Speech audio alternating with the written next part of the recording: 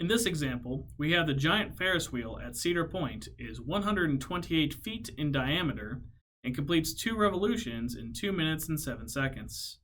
Assuming the riders are at the edge of the wheel, what is their average velocity in miles per hour, rounded to 2 decimal places? So in this situation, we have our circle for the Ferris wheel. We are told that the diameter is 128 feet. And we are told the time it takes to complete 1 full revolutions is 2 minutes and 7 seconds in 1 revolution. We are going to try to change this into miles per hour. I will define that 1 revolution is equal to the same thing as a circumference of distance, meaning I can say that 1 revolution is equal to 2 pi r. Or the circumference formula can also be written as pi times d for diameter, meaning I can define that 1 revolution is pi times the diameter, or 128 pi in feet. I will want to use unit conversions in order to change my rate of revolutions per seconds or minutes into miles per hour. However, I don't want to have 2 units up here of 2 minutes and 7 seconds. Furthermore, don't have the misconception that 2 minutes and 7 seconds is equal to 2.07 minutes. That is not true. This would be true if there were 100 seconds in a minute. Instead, let's change 2 minutes and 7 seconds into seconds. Since there are 60 seconds in 1 minute, 2 minutes and 7 seconds would end up being 127 seconds. Now, let's start with that, knowing that 1 revolution is 127 seconds, and start to convert that into miles per hour. I know I want to start with a ratio like this because my final answer should be in miles over hours, meaning I want to make sure that time is in the denominator and distance is in the numerator. Therefore, I will start off with a ratio that already has half of that done.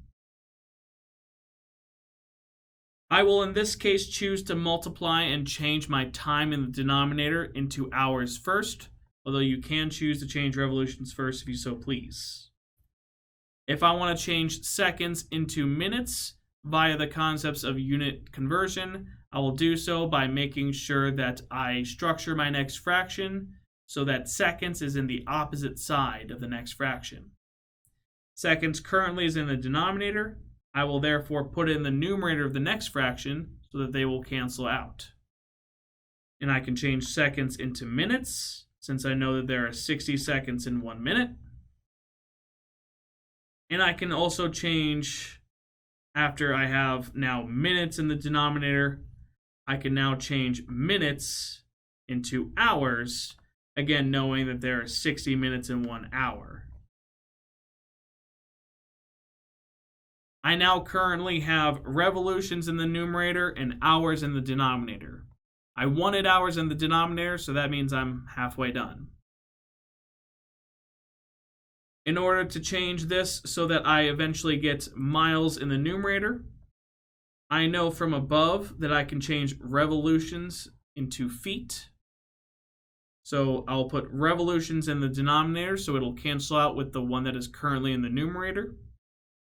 And I can change that into feet using the conversion of 128 pi feet is 1 revolution.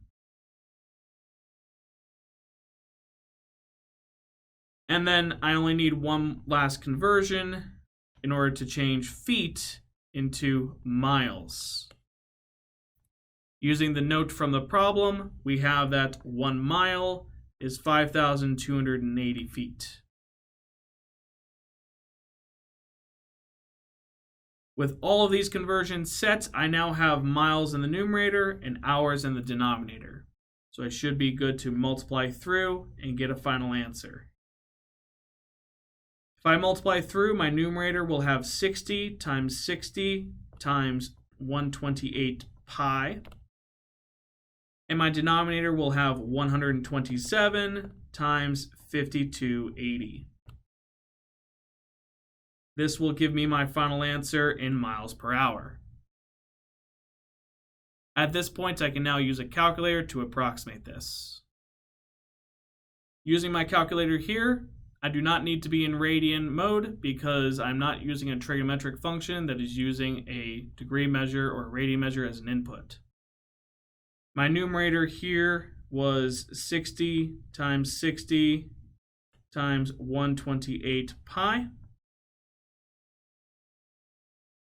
And then I will divide that by 127 times 5280. That seems to give me, to two decimal places, 2.16.